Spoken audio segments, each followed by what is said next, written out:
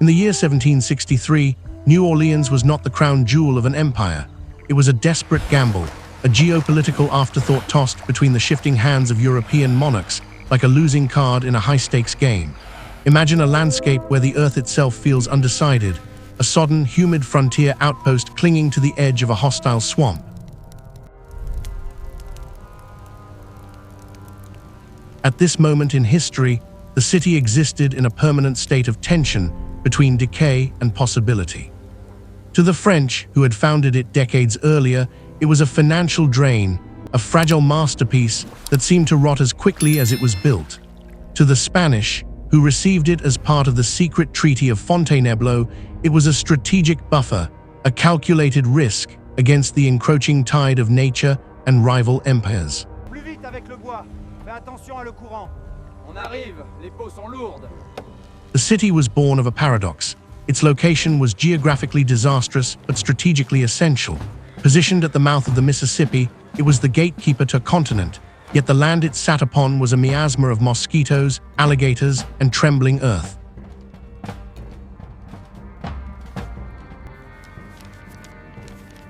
In these early years, New Orleans was less a settlement and more a defiant shout against the elements. Life was lived in the shadow of the levee, where the line between the river and the living room was measured in inches. This was a place where the survival of a colony outweighed the comfort of its inhabitants, establishing a DNA of risk that would define the city for centuries to come.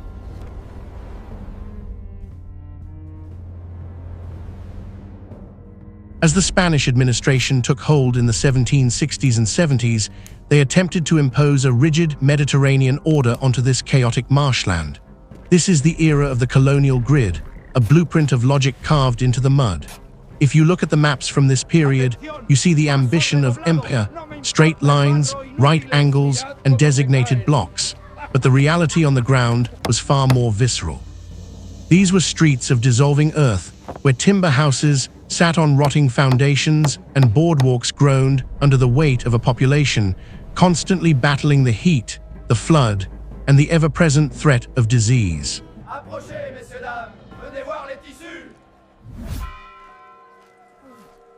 Maintenance was not a chore in Spanish New Orleans, it was a form of worship. To live here was to be in a constant state of repair. You held back the river with your bare hands, you patched the cypress planks of your home as the humidity warped them into strange shapes, and you navigated streets that could vanish into a slurry of mud after a single afternoon thunderstorm. This was the daily hardship that forged the character of the New Orleanian, a realization that stability is an illusion and that the only thing one can truly own is the present moment. The grid provided the skeleton, but the mud provided the soul.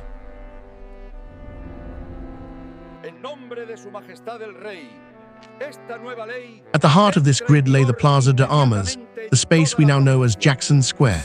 In the late 18th century, this was the city's social engine, a visceral stage where the entire hierarchy of the colonial world was on display simultaneously.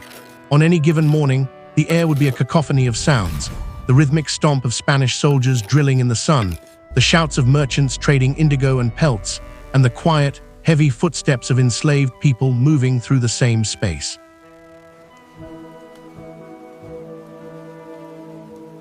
This plaza was the crucible of the city's cultural layers. It was here that the architecture of power, the church and the government house, faced the architecture of labor. Early brick construction began to appear, replacing the flammable timber of the early years, hinting that this precarious settlement was finally beginning to imagine itself as a permanent fixture.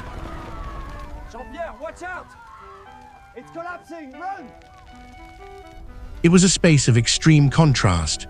The elegance of a governor's decree read aloud just yards away from the brutal reality of the slave auction block. In the plaza, New Orleans learned how to be many things at once: devout, mercantile, oppressive, and vibrant, all within the span of a single city block. Ánimo, mi amor. Estaremos bien. Sí. Catastrophe, however, has a way of being a more decisive architect than any urban planner. On Good Friday in 1788, a single candle in a private chapel ignited a blaze that consumed nearly the entire city.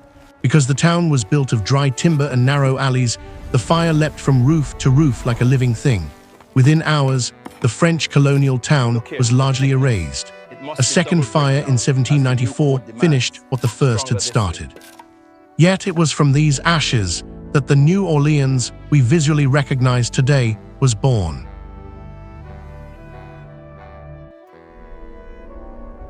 The Spanish rebuilding effort was not merely about restoration, it was about survival.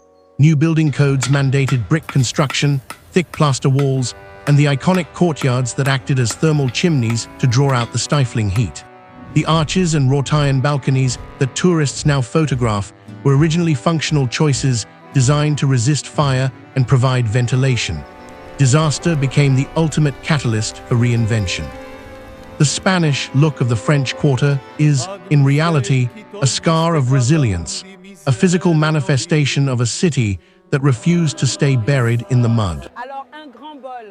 See, the spices are perfect today. Wanna enjoy, my friend? Très bon marché. As the city grew denser and more enclosed in the late Spanish period, a unique social identity solidified. Architecture reflected a Mediterranean logic adapted to the Gulf climate, but the life lived within those walls was something entirely new. This was the birth of the Creole spirit. In this context, Creole didn't just refer to a racial category, it was a worldview. It was Catholic, multilingual, and stubbornly resistant to the simple labels of the empires that claimed to own it.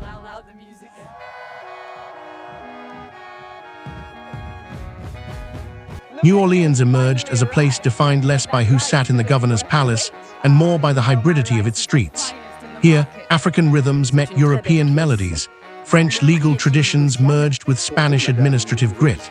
It was a city of in-between spaces, the hidden courtyards, the crowded markets, and the festive halls where the rigid social barriers of the old world began to blur and soften in the heat. By the turn of the 19th century, New Orleans was a city that lived by its own clock and spoke its own language, an anomaly on the North American continent.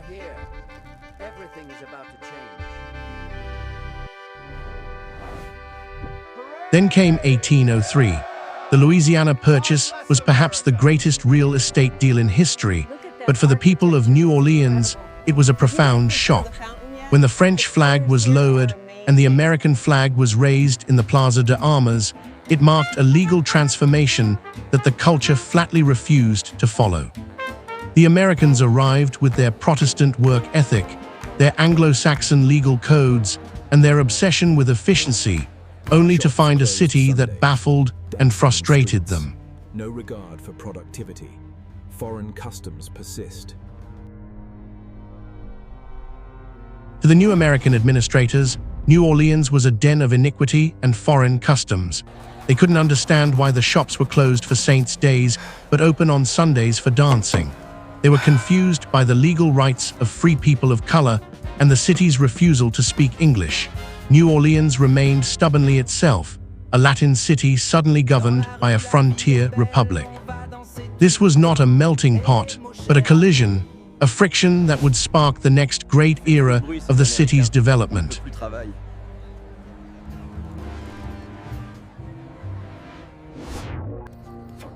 This cultural friction eventually manifested in the very geography of the city. Canal Street was originally intended to be a waterway, but instead it became a boundary, a neutral ground between two warring civilizations. On one side was the Via Carrée, the French Quarter, the bastion of the old Creole elite, with its European sensibilities and slow, refined pace.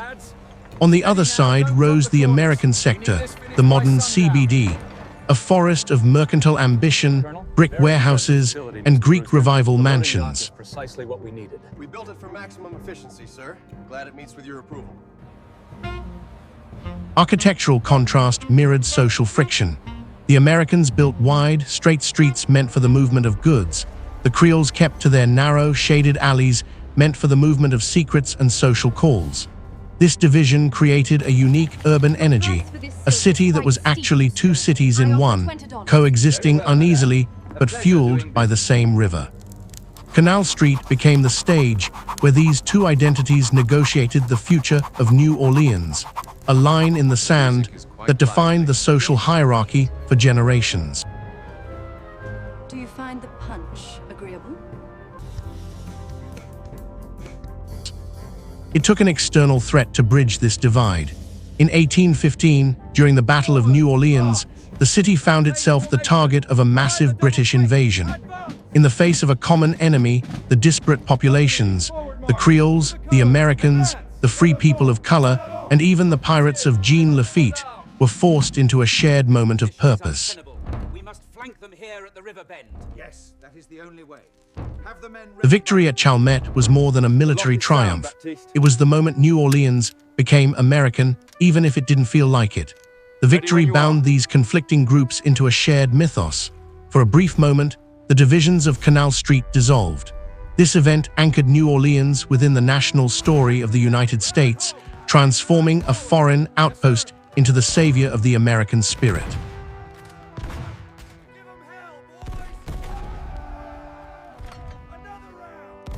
By the 1820s, technology accelerated the city's destiny.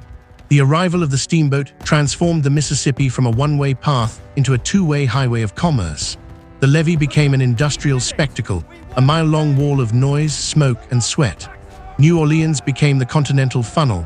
The raw materials of the American heartland, cotton, sugar, and timber poured in, and the wealth of the world poured out. We have achieved a glorious victory. The enemy is routed. The scale of this growth suggested a sense of permanence and inevitability. The city was no longer just a gamble, it was a titan. The riverfront was crowded with vessels 3 deep, and the air was thick with the smell of roasting coffee and raw cotton.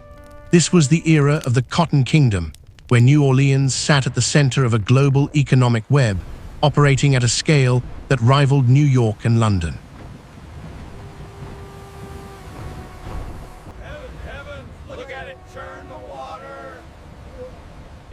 The 1830s represented the city's aesthetic and economic peak.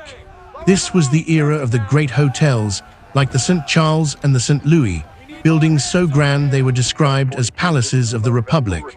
Lavish masked balls, world-class opera, and monuments of marble proclaimed a city of infinite confidence and prosperity. Watch the line there. Keep it clear. Yet this splendor was inseparable from a profound moral contradiction.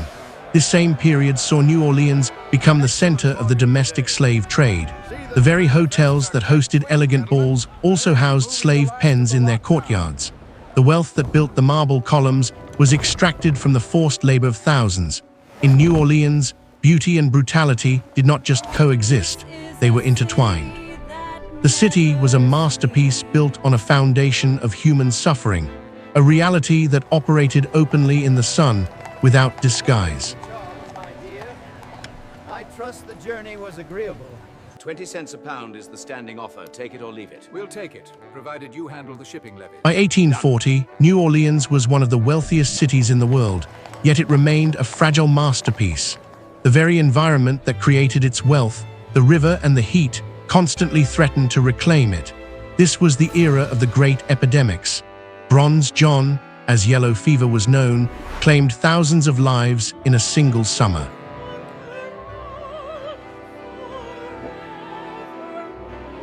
Hush now, child. Death was so frequent that the city's cemeteries became cities of the dead, with ornate tombs rising above ground because the water table refused to let the dead rest below. These white cities of marble stood as a constant reminder that the foundations of New Orleans, both literal and moral, were precarious. Even as the port overflowed with cotton, the shadow of the cemetery loomed over every ballroom, a memento mori that gave New Orleans its characteristic live for today attitude. Starting the bidding at $500. Do I hear 600 once? Looking back from the vantage point of the 21st century, we see that the early builders of New Orleans may not have fully understood how temporary their world was. The empires they served are gone, the steamboats have vanished, and the cotton trade has long since moved on. Yet, they created something singular, a culture forged from the friction of empire, the necessity of disaster, the drive of ambition, and an unbreakable resilience. And the company even more so. Get him up here now. All right, gentlemen, we We start the bidding at $500. 500. Modern New Orleans carries this DNA forward. It remains a city born of risk, shaped by loss, and defined by an identity that no force, natural or political, has ever fully controlled. It is a place that teaches us that beauty is often found in the most fragile places, and that a culture's strength is measured not by its stability, but by its ability to dance in the face of the storm.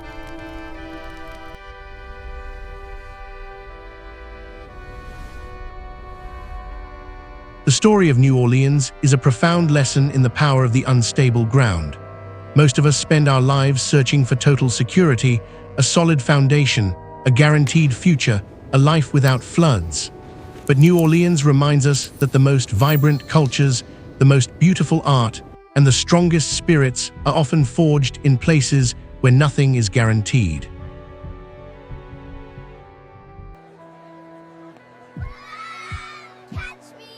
Now I want to hear from you. Have you ever visited New Orleans and felt that strange tension between its beauty and its ghosts? Or perhaps you live in a city that has its own history of rising from the ashes. What is the impossible thing you have built in your own life despite the unstable ground you were given? Please share your thoughts in the comments below.